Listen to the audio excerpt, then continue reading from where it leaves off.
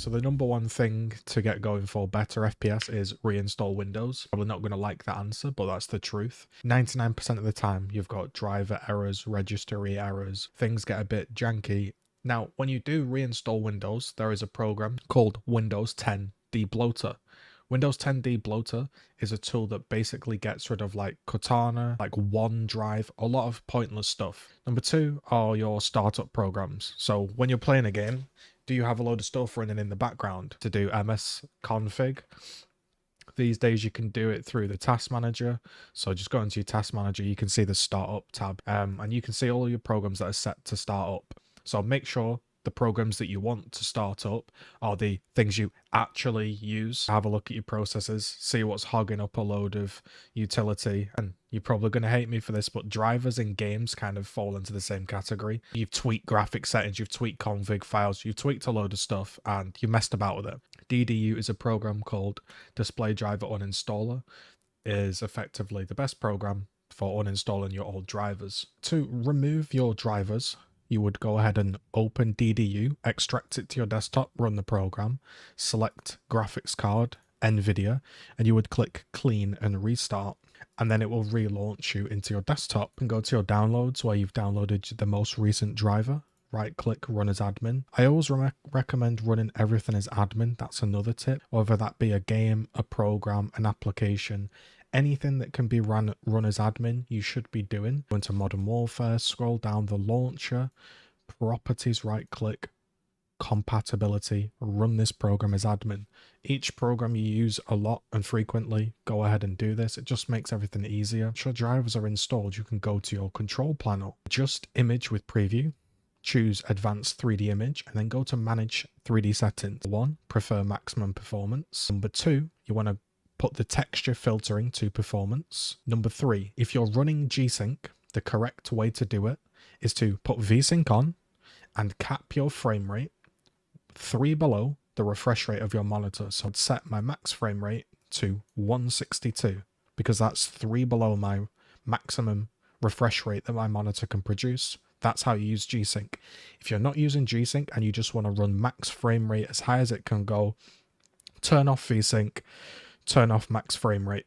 You're good to go. Make sure you're running the resolution you want to be running and the refresh rate. Important. So go to power plan, choose a power plan, and you can see here there are different options. If you choose ultimate performance, this will basically mean that your display in PC is not going to go to sleep.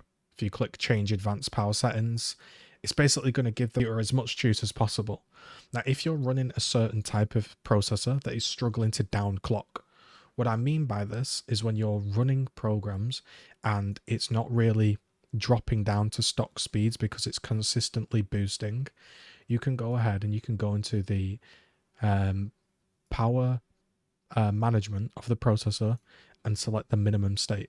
Now this, you can whack this to 100 so that it's always going to be fully ready to utilize 100% of the processor whenever it needs to. Also, folks, an optimization you can do is if you go to Windows Updates by simply typing in updates and clicking, you can go and you can pause your updates for 7 days. You can pause this multiple times and then you won't get kicked out of your game and there won't be anything happening in the background with your operating system. There are also a few options you can tweak here, when and how they update if you want to do so.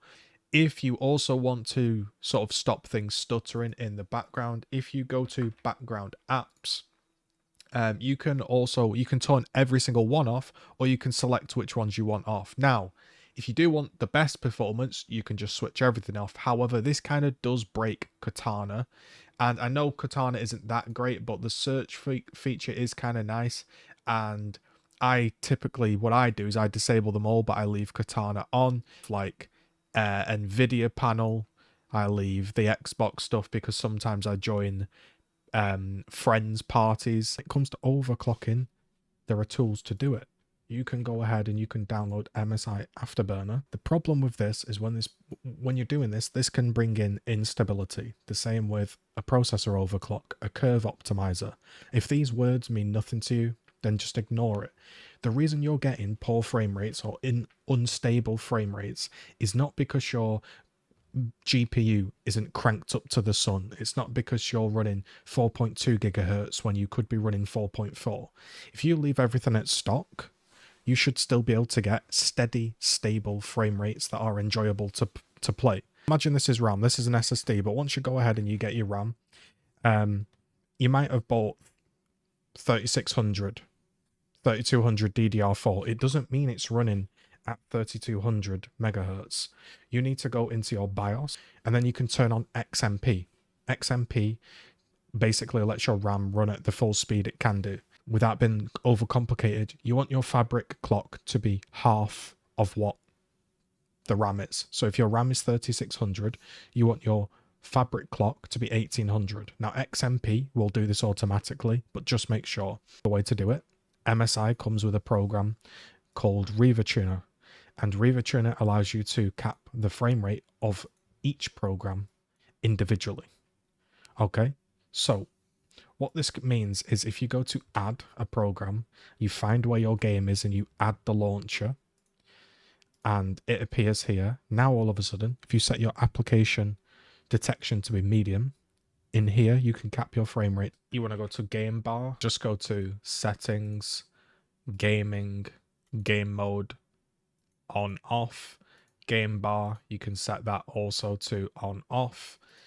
Captures, I don't have it capturing anything in the background, so I turn all of this capturing stuff off. Okay, so you've got everything set up, everything's running sweet. Now you're going to go onto your desktop and press Alt-Z. This brings up GeForce Experience. To note, if you go into the cog wheel and you go to recordings, I choose to record the gameplay to a separate drive that is not running my game. It helps smoothness. If you've got that option, use it. You can set it by clicking this little tool here. When you go to these two options, instant replay is going to allow you, if you press Alt F10, to capture the last 3 to 4 minutes of gameplay. If you're not going to be sharing gameplay and you're not like a Let's Player or something, and you don't share footage, turn this off. You'll save yourself a few frames. Game filters are a thing that allow you to tweak visibility in games, make it look cool or make people look more visible in competitive.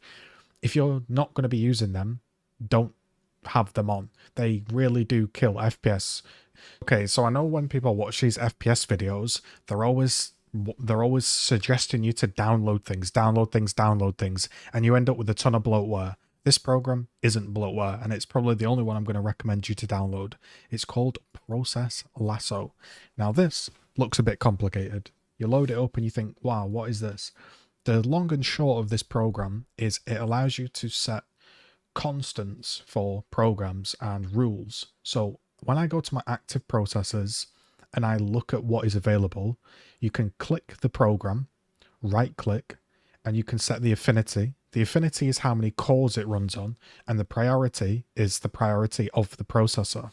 Some games aren't set properly, even though they should be. Modern Warfare, for example, was set to be below normal, and I don't know why.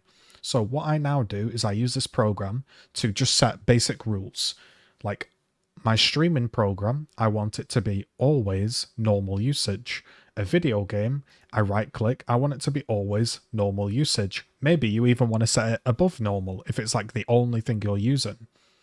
What I've used this program for and why I think it's really good is if you have a higher core count processor or you have a little bit of extra headroom, you can do the following. You can take a game and I can say, hello, I want you to run always select CPU affinity on the back 10 cores. And then I can grab, say, Modern Warfare, and I can say you run on the first 8 to 10 cores. What this has also allowed me to do is grab all of the little programs, and it can go on the back end because it's such a light program. The same with Discord. So what this has allowed me to do is push my junkware, my Spotify, Discord, Chrome tabs to the back end of the processor, and the main 1 to 10 cores are getting the game. That really should help clean up your PC, get your PC running better, and in general get all of your games running.